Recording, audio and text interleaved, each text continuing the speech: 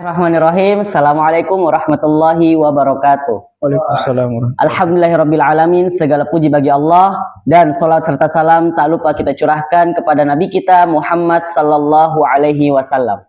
Para hadirin sekalian yang langsung hadir di studio serta para pemirsa di luar sana yang sedang menyaksikan video kami pada malam hari ini. Tak terasa kita telah ditakdirkan oleh Allah Subhanahu wa taala untuk memasuki tanggal 9 Zulhijjah 1447 Hijriah. Mungkin para teman-teman atau para pemirsa yang ada di studio telah melihat banyak sekali syiar-syiar atau quotes dan bahkan hadis yang disebar oleh kaum muslimin terutama di sosial media. Apa sih rahasianya atau apa sih rahasia yang terdapat pada malam 9 Zulhijjah 1447 Hijriah? Alhamdulillah pada malam hari ini kita telah dibersamai oleh Ustadz kita, guru kita yaitu Ustadz Muhammad Rizky Al-Farezi. Yang dimana sebenarnya beliau banyak sekali kegiatan di luar sana, namun beliau menyempatkan waktunya untuk membersamai kami pada malam hari ini untuk membahas apa sih rahasia yang terdapat pada 9 Zulhijjah 1447 Hijriah. Saya Ustadz kita, gurunda kita yaitu Ustadzuna Muhammad Rizky Al-Farezi hafizahullahu ta'ala. Sebenarnya beliau ini banyak sekali kegiatan di luar sana, serta banyak sekali amanah yang harus beliau kerjakan. Namun pada malam hari ini beliau menyempatkan waktunya untuk membersamai kami dalam membahas apa sih rahasia yang terdapat pada malam 9 Zulhijjah 1447 Hijriah. Sekedar informasi kepada teman-teman sekalian, Ustadz kita ini diamanahkan sebagai Kepala Pusat Pengembangan Dakwah Mahasiswa Dema Institut Agama Islam Stiba Makassar, sekaligus founder dari Pemuda Muslim dan telah menjadi pembina di Pondok Pesantren Tahfizul Quran Al-Imam Asy-Syatibi Goa. Baik, kita sapa dulu Ustadz kita. Ustadz, Assalamualaikum warahmatullahi wabarakatuh. Bagaimana kabarnya Ustadz? Baik, Alhamdulillah baik. Ustadz, banyak sekali pertanyaan-pertanyaan dari pemuda-pemuda atau bahasa sekarang kita nyebutnya Gen Z ya, bertanya di luar sana, apa sih sebenarnya keutamaan 10 hari pertama di bulan Zulhijjah dibanding hari-hari yang lainnya? Mungkin kebanyakan mereka cuma sekedar tahu ada 9 Zulhijjah, tanggal 9 Zulhijjah, namun mereka tidak tahu keutamaan di dalamnya. Baik, begitu. Baik. Bismillah, Assalamualaikum warahmatullahi wabarakatuh. Alhamdulillahirabbil alamin. Al-qail yarfa'illahu alladhina amanu minkum walladhina utul ilma darajat. Wassalatu wassalamu ala Rasulillahil qail man salaka tariqan yatlubu fihi ilman salakallahu bihi tariqan min turuqil jannah. Wa ba'du, para teman-teman yang hadir langsung di studio dan juga para pemirsa dimanapun Anda berada, rahimani wa rahimakumullah. Sebenarnya hari ini tuh kita masuk di hari Tarwiyah ya. Hari Tarwiyah itu tanggal 8 Dzulhijjah. Imam Ibnu Qudamah rahimahullah menyebutkan dalam kitabnya Kitab Al-Mughni, kenapa disebut tanggal 8 itu hari Tarwiyah. Tarwiyatun berasal dari kata tarawwa ya tarawu. Apa artinya tarawwa ya tarawu? Jamaah haji di tanggal 8 Dzulhijjah mereka bergerak mencari air. Kemudian air-air ini dikumpulkan untuk dijadikan bekal untuk esok harinya di tanggal 9 Dzulhijjah wukuf di padang Arafah. Kemudian makna yang lain kenapa disebutkan hari Tarwiyah? Karena ketika itu turun firman Allah Subhanahu wa taala yang menyerukan kepada Nabi Ibrahim untuk menyembelih anaknya, ya Ismail. Kemudian ketika turun ayat dalam Al-Qur'an yang menyuruhkan Ibrahim untuk menyembelih anaknya Ismail alaihi salatu wassalam, maka Ibrahim mutaraddid, ragu apakah yang Allah Subhanahu wa taala turunkannya hanya perintah atau sifatnya hanya wahyu saja. Makanya disebut yurawi. Yurawi bermakna hari Tarwiyah. Baik. Jadi alhamdulillah malam ini kita sudah masuk tanggal 9 Dzulhijjah. Jadi kalau kalender Hijriyah beda dengan kalender Miladiyah. Perpindahan hari, kalau kalender Miladiyah itu 000 itu baru perpindahan hari. Tapi kalau tanggal kalender Hijriyah, ya kalender Hijriyah itu berubah tanggalnya ketika terbenam matahari. ya, terbenam matahari, maka kita sudah masuk di tanggal 9 Dzulhijjah. Thayyib. Apa sebenarnya rahasia di balik tanggal 9 Dzulhijjah tersebut yang menjadi pertanyaan kita malam hari ini? Thayyib. Sebelumnya kita harus pahami secara universal tentang bulan Dzulhijjah tersebut. Kata Allah Subhanahu wa taala dalam surat Taubah, "Inna iddatasy syuhuri 'indallahi 12 syahran min kitabillah. Yauma khalaqas samawati wal arda minha arba'atun hurum.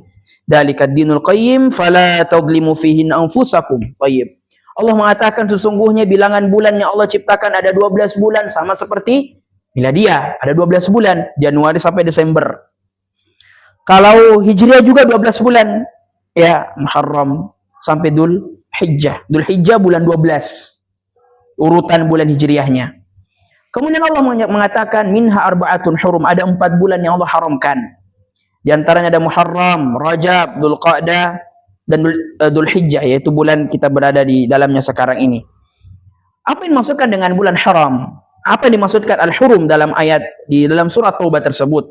Maka para mufassirul ayah, para ahli tafsir mengatakan bahwa pertama, makna haram, tidak boleh kita berperang, karena dahulu di zaman jahiliyah masih berlangsung peperangan, pembunuhan, maka tidak boleh di 4 bulan tersebut, di waktu bulan haram turun, tidak boleh kita melakukan pembunuhan atau peperangan.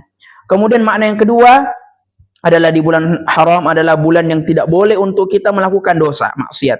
Secara umum Allah melarang kita untuk melakukan maksiat, tapi khusus di 4 bulan yang berturut-turut ini Allah tekankan untuk tidak melakukan maksiat di dalamnya. Tayyib.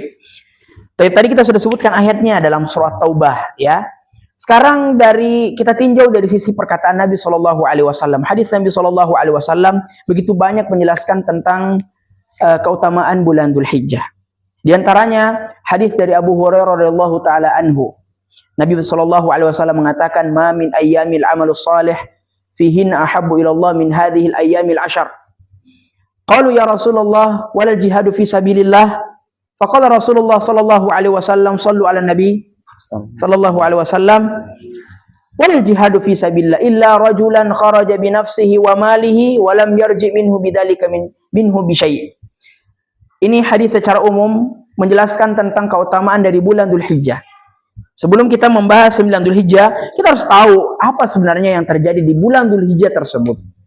Khususnya di 10 hari pertama. Mamin ayyam, tidak ada hari yang dimana hari-hari tersebut lebih dicintai oleh Allah Subhanahu wa taala dan amalan-amalan soleh tersebut dilakukan di hari-hari tersebut lebih dicintai oleh Allah daripada jihad fisabilillah. Sampai sahabat bertanya, hatta jihad fisabilillah ya Rasulullah, sampai jihad fisabilillah pun juga mengalahkan amalan yang dilakukan di hari-hari tersebut. Faqala Rasulullah walal jihadu fisabilillah, juga jihad fisabilillah terkalahkan dengan amalan soleh yang dilakukan pada hari-hari tersebut. Kemudian Nabi mengatakan kecuali orang yang berjihad, dia syahid di jalan Allah, maka pahala syahidnya ini baru menyamai pahala yang amalan soleh yang dilakukan di bulan Dzulhijjah, khususnya di 10 hari pertama tersebut. Taib, tanggal 9 Dzulhijjah ada apa sih di dalamnya? Taib, bulan-bulan haji kita sudah ketahui, al-hajju asyhurum ma'lumat, faman faradha fihinnal hajja, dan seterusnya. Dimulai dari bulan kapan? Bulan Sya'ban. Bulan Syawal setelah Idul Fitr. Ya, bulan Syawal, kemudian disusul bulan Dzulqa'dah, bulan Dzulhijjah. Puncaknya besok tanggal 9 Dzulhijjah. Anda berhaji dari bulan Sya'ban atau bulan Dzulqa'dah, Anda harus menunggu sampai tanggal 9 Dzulhijjah. Anda tidak boleh pulang. Kalau Anda pulang berarti haji Anda tidak sah. Ya. 9 Dzulhijjah, maka pergilah orang-orang di padang Arafah, kemudian mereka meminta kepada Allah. Mereka datang tanpa menggunakan sehelai pakaian. Maksudnya dari pakaian yang berjahit, ya. Mereka datang dari seluruh dunia berkumpul tanpa menggunakan pakaian berjahit, tanpa menggunakan pakaian dalam, semuanya datang dalam keadaan telanjang, hanya dilapisi dengan 2 kain ihram yang kita tahu, ya. Mereka berkumpul di padang Arafah, kemudian mereka berdoa kepada Allah Subhanahu wa taala, meminta semua hajatnya. Apa saja yang bahkan disebutkan sesuatu yang mustahil minta pada hari Arafah. Kata Nabi SAW, khairu du'a ad-du'a fi yaumi Arafah. Sebaik-baik doa adalah doa di hari Arafah. Ya. Kemudian apa amalan di bulan atau tanggal 9 Dzulhijjah? Nabi SAW mengatakan, "Shaumu yaumi Arafah ahtasibu 'ala Allah ay yukaffira sanata allati qablah wa sanata allati ba'dah." Karena kata Nabi SAW, puasa di hari Arafah ya menghapuskan pahala yang menghapuskan dosa setahun yang lalu dan setahun yang akan datang. Ya. Kemudian kalau kita sudah tahu hadisnya puasa, pertanyaannya apakah jamaah haji puasa tidak di sana? Jamaah haji yang di Saudi sekarang di Arafah puasa tidak mereka? Mereka tidak berpuasa. Bayangkan kalau mereka berpuasa, subhanallah. KO mereka, ya. Mereka akan mati karena kelaparan dan seterusnya. Kenapa? Apa hikmahnya? Kenapa orang yang tidak berhaji diberikan keutamaan berpuasa? Sehingga apa? Supaya kita juga merasakan perjuangan mereka. Bayangkan dari ribuan negara hadir. Semua ras ada semua di padang Arafah tersebut. Dari ukurannya yang tinggi sampai yang pendek, semua berkumpul di satu tempat. Mereka berdoa kepada Allah Jalla wa'ala. Nah, seperti itu mungkin untuk keutamaan secara umum bulan Dzulhijjah. Nanti kita akan detailkan dengan apa yang akan disampaikan ya. Baik. Barakallahu fiik, Ustaz. Jadi buat para teman-teman telah dijawab oleh Ustadz kita, apa sih sebenarnya keutamaan di 10 hari pertama bulan Dzulhijjah. Dan yang kedua yaitu mengapa Ustaz para ulama begitu menaruh perhatian besar terhadap amal soleh di bulan Dzulhijjah. Kenapa sih di tanggal 9 Dzulhijjah para ulama memilih hari tersebut untuk kita manusia itu beramal soleh di dalamnya. Kenapa? Karena pertama tadi bulan haram, ya. Bulan haram, kalau saja orang yang bermaksiat mendapatkan dosa yang luar biasa ancamannya dari Allah, apatah lagi orang yang melakukan kebaikan. Orang yang melakukan kebaikan juga pasti akan mendapatkan ganjaran yang luar biasa dari Allah Subhanahu wa taala. Kemudian yang kedua, alasan yang kedua kenapa? Karena di bulan tersebut, di bulan Dzulhijjah ada ibadah yang sangat luar biasa. Apa itu? Ibadah haji. Ibadah haji ini bagi yang mampu dari sisi ekonomi dan mampu dari segi fisiknya. Ya. Akan tetapi orang yang tidak mampu berhaji, ada amalan-amalan yang Nabi SAW anjurkan yang tadi kita sudah sebutkan. Ya. Maka di antara amalan juga yang luar biasa di bulan Dzulhijjah adalah berkurban. Ya, berkurban. Sapi, kambing, domba, unta dan yang lainnya. Ibadah yang sangat luar biasa. Dan juga bukan hanya kita diperintahkan, juga orang yang berhaji di sana yang mereka memiliki kemampuan dari sisi ekonomi juga diperintahkan untuk berkurban seadanya dan semampu mereka. Oleh karenanya para ulama memilih bulan Dzulhijjah ya sebagai bulan yang luar biasa. Besok tanggal 9 Dzulhijjah, hari Arafah adalah hari yang sangat spesial, hari yang sangat luar biasa sepanjang tahun.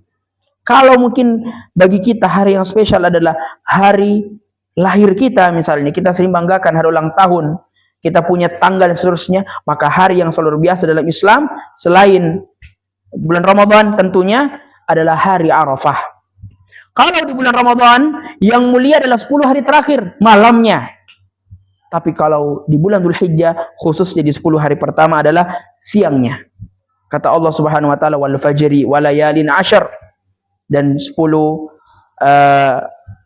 malam pertama di bulan Dzulhijjah, maksudnya malam di sini para mufassir mengatakan meskipun Allah memulainya dengan wal fajr, terkadang dalam bahasa Arab mutadad ya, di dunia atau antonimnya yang disebutkan artinya waktu siang. Walayali bermakna wa naharin ashar, dan 10 siang, 10 hari di siang hari pertama di bulan Dzulhijjah. Inilah alasan mengapa para ulama memilih bulan Dzulhijjah menjadi bulan yang terbaik setelah Ramadan untuk kita beramal soleh di dalamnya. Wallahu a'lam. Naam, barakallahu fiik. Selanjutnya Ustaz, bagaimana penjelasan para ulama tentang dosa yang dihapus melalui puasa Arafah dan juga doa seperti apakah yang sebaiknya diperbanyak pada hari Arafah, Ustaz? Tentu dosa yang dimaksudkan yang akan dihapuskan oleh Allah Subhanahu wa taala setahun yang lalu dan setahun yang akan datang, tidak semua dosa yang diampuni ya. Tentu yang akan dihapus oleh Allah Subhanahu wa taala adalah dosa-dosa kecil. Ya, dosa-dosa kecil. Adapun dosa-dosa besar itu harus dengan taubatan nasuha. Ada berapa jumlah dosa besar? Ada 70. Kalau tidak salah ya. Imam Az-Zahabi rahimahullah pernah menulis kitab 70 dosa besar ya. Maka ketika seorang hamba melakukan dosa besar, ya, dia melakukan dosa besar, maka harus dia taubat, taubatan nasuha. Dan diantara syarat taubat agar diterima oleh Allah Subhanahu wa taala, yang pertama dia al-azam. Dia bertekad untuk tidak mengulangi dosa tersebut. Yang kedua an-nadam. Kedua adalah menyesal. Menyesal dengan perbuatan tersebut, dia menangis dengan perbuatan tersebut karena diantara orang yang akan diberikan naungan oleh Allah Subhanahu wa taala fi yauma la dhilla illa dhillu adalah orang yang menangis karena mengingat dosanya. Maka ini diantara syarat taubat kalau dia melakukan dosa besar. Adapun dosa-dosa kecil ya termasuk pada keutamaan dari puasa tersebut ya. Dari puasa tersebut amalan yang akan atau dosa yang akan diampun adalah dosa-dosa kecil. Dosa-dosa kecil. Dan juga Allah Subhanahu wa taala berfirman, "Innal hasanati yudhibnas sayyi'at." Sesungguhnya al-hasanat, kebaikan-kebaikan yang dilakukan secara terus-menerus, yudhibnas sayyi'at, akan menghapuskan dosa-dosa. Ya, maka contoh misalnya kita pernah meninggalkan sholat, kita pernah mencuri barang teman kita pernah berbuat buruk kepada orang tua kita, durhaka. Maka pertama kita meminta maaf kepada orang yang pernah kita sakiti. Ya, kemudian kita bertobat kepada Allah Subhanahu wa taala, ada salat taubat, ya. Bahkan Allah Subhanahu wa taala mengkhususkan satu surah dalam Al-Qur'an membahas tentang taubat, surah Taubah. Surah Taubat salah satu surah yang tidak diawali dengan bismillah. Ini khilaf di kalangan para ulama. Di antaranya karena apa sebelum surah Taubah? Ada surah Al-Anfal. Ada mengatakan bahwa karena di Al-Anfal membahas, ada mengatakan karena kisah-kisah yang ada dalam surah Al-Anfal bersambung dalam surah Taubah sehingga tidak diberikan basmalah.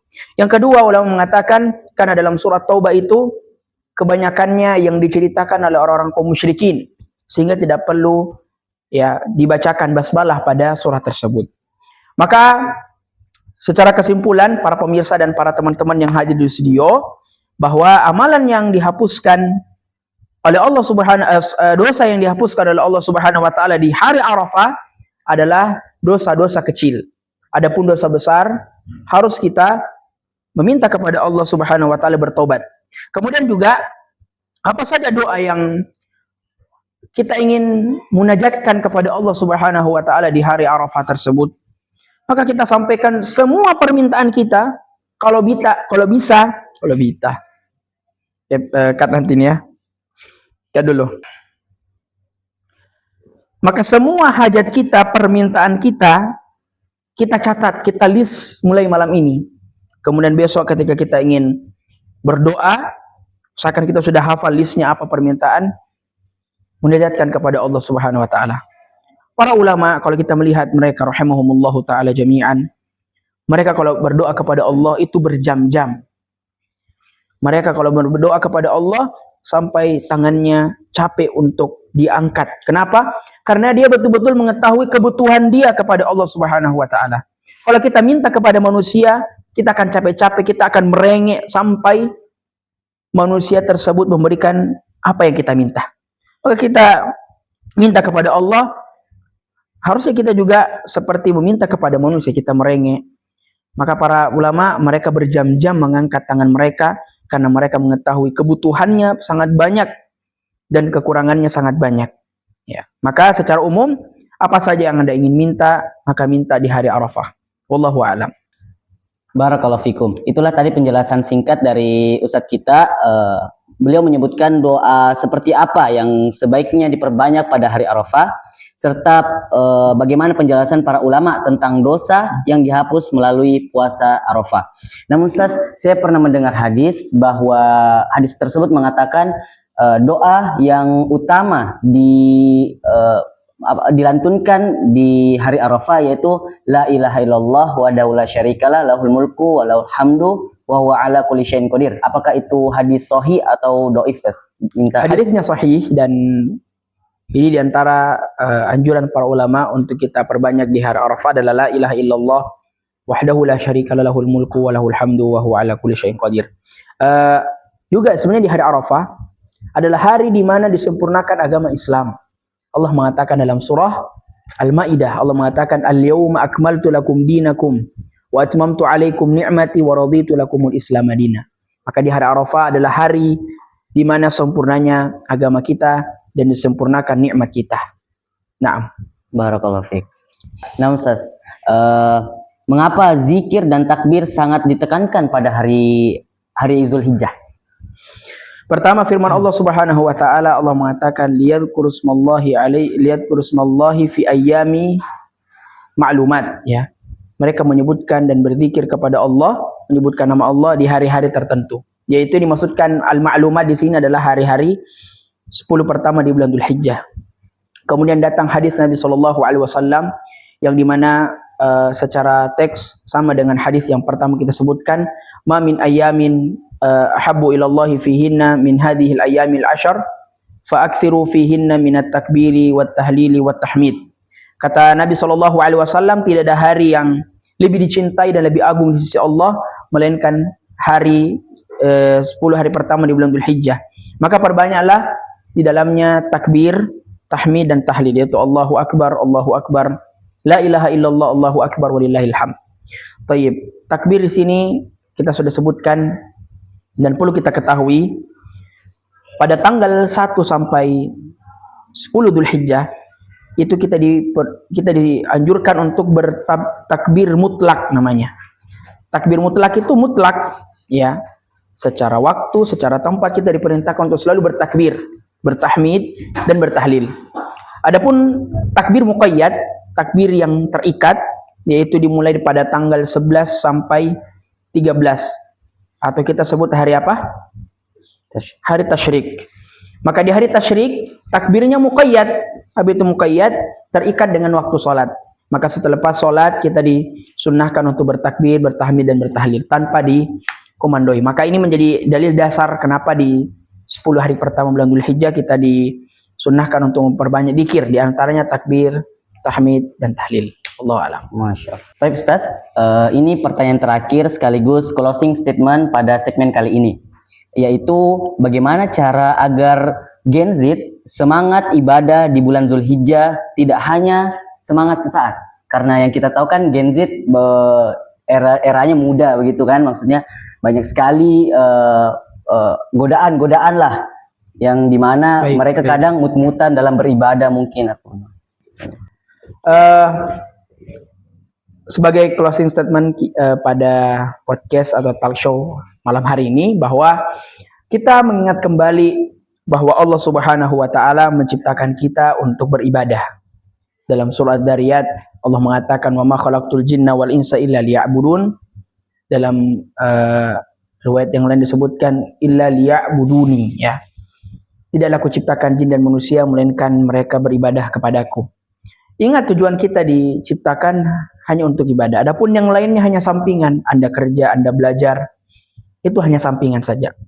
Kemudian yang kedua, kita mengingat keutamaan yang luar biasa yang Allah berikan kepada setiap hambanya, khususnya di bulan Dzulhijjah. Allah memberikan kita waktu 24 jam. Tapi Allah tidak menuntut kita 24 jam untuk terus beribadah, tidak. Kata Allah Subhanahu wa taala, wabtagu, Allah mengatakan fa idza qudiyatis shalatu fantashiru fil ardi wabtagu min fadlillah. Ketika Allah menyuruh kepada orang-orang beriman untuk salat Jumat, ya, idza nudiya lis salati min yaumil jumu'ati fas'au ila dzikrillahi wa darul bait. Tapi setelah itu Allah mengatakan apa? Fantashiru fil ard. Fa idza qudiyatis shalah, kalau Anda sudah salat, fantashiru fil ard, silakan Anda kerja, lanjutkan aktivitas duniawi, wabtagu min fadlillah, dan cari keutamaan atau rezeki dari Allah Subhanahu wa taala. Dalam Al-Quran, Allah Subhanahu wa Ta'ala tidak hanya memuji orang yang berada di masjid saja, tapi Allah Subhanahu wa Ta'ala memuji orang-orang yang kerja, orang-orang yang banting tulang, orang-orang yang berjuang dari pagi sampai malam. Akan tetapi ketika datang seruan Allah, datang panggilan Allah, mereka segera penuhi panggilan tersebut. Ini diantara orang-orang yang Allah cintai, Allah ridhoi, meskipun dia sibuk dengan dunianya. Allah Subhanahu wa Ta'ala luar biasa memberikan kecintaannya kepada kita dengan adanya bulan Dzulhijjah ini. Tidak ada juga yang memberikan kita jaminan untuk hidup di tahun yang akan datang, ya. Kemudian berjumpa dengan Dzulhijjah, kemudian menjemput keutamaan di dalamnya. Maka madama al-babu maftuh, maka selama pintu itu terbuka, maka manfaatkan keterbukaan dari pintu tersebut, yaitu amalan yang ada di dalamnya, yaitu diantaranya puasa. Kalau Anda bisa berpuasa dari tanggal 1 sampai 9, maka itu luar biasa. Kalaupun tidak bisa, jangan sampai lewatkan tanggal 9 Dzulhijjah, itu esok hari. Kalau memang nggak bisa, jangan sampai terluput di esok hari. Kemudian, kalau Anda punya kemampuan dari sisi ekonomi, maka berkurbanlah. Ya, kata Nabi SAW, barang siapa, ini perhatikan, bagi orang kaya tapi bakhil, tidak mau berkurban, kata Nabi, siapa yang memiliki kemampuan untuk berkurban namun dia tidak mau berkurban, maka jangan pernah dia mendekati tempat sholat kami. Ternyata dalam hari raya, teman-teman sekalian, baik para pemirsa dan juga yang hadir di studio, ada orang yang dilarang untuk datang ke masjid di hari raya dan juga hari tasyrik. Siapa mereka? Mereka yang punya duit, punya kemampuan untuk kurban, tapi mereka tidak mau berkurban. Ini ancaman bagi Anda yang punya duit, punya ekonomi yang luar biasa, tapi Anda tidak mau berkurban. Maka semangati diri Anda berkawan dengan kawan-kawan yang soleh. Karena dengan kawan yang soleh itu insya Allah akan selalu mengingatkan kita, memotivasi kita untuk beramal soleh terus, untuk melakukan ibadah yang sangat luar biasa di bulan Dzulhijjah ini. Maka sebagai penutup baik dari saya pribadi,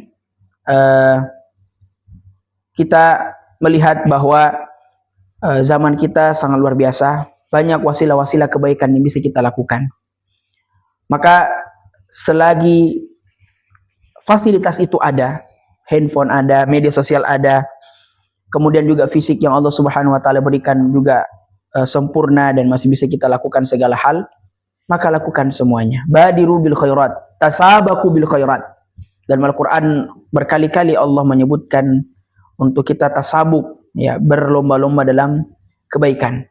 Dan hendaknya kita saling ta'awun dalam kebaikan, ta'awun alal birri wat taqwa, saling membantu, menolong teman-teman kita untuk mengingatkan mereka, akhi jangan lupa besok 9 Dzulhijjah berpuasa, kemudian berkurban bagi antum yang mungkin punya duit lebih, ya. Maka mungkin itu dari saya, semoga Allah Subhanahu wa Ta'ala memberikan kita taufik dan inayahnya untuk kita bisa istiqomah konsisten di hari yang mulia ini. Barakallahu fikum. Sebelumnya kami mengucapkan syukran wa jazakallahu khairan katsiran kepada Ustadz kami, Ustadz Rizky Al-Farezi hafizahullah ta'ala, yang dimana pada malam hari ini telah menjelaskan banyak sekali ilmu-ilmu pengetahuan yang sebelumnya kita belum mengetahui, dan setelah beliau menyampaikan barulah kita mengetahui keutamaan 10 hari pertama di bulan Dzulhijjah. Serta beliau juga sempat menyampaikan bahwa bagaimana cara agar kita terus semangat dalam ibadah, terutama di Dzulhijjah, tanggal 9 Dzulhijjah 1447 Hijriah. Dan semoga Allah Subhanahu wa Ta'ala memberikan kita semua hidayah serta taufiknya agar terus istiqomah di atas jalannya mengikuti Al-Quran dan As-Sunnah, serta memberikan kita kemudahan dalam ibadah-ibadah, terutama besok hari yaitu puasa Arafah. Barakallahu fikum. Sebelumnya bagi teman-teman yang menyaksikan video ini, jangan lupa di subscribe serta di share sebanyak-banyaknya sebagai amal jariah juga bagi kita semua. Semakin banyak kita meng-share, semakin banyak juga pahala, insya Allah semakin banyak pahala yang kita dapatkan. Barakallahu fikum, subhanakallahumma wa bihamdik, asyhadu an la ilaha illa anta, astaghfiruka wa atubu ilaik. Wassalamualaikum warahmatullahi wabarakatuh.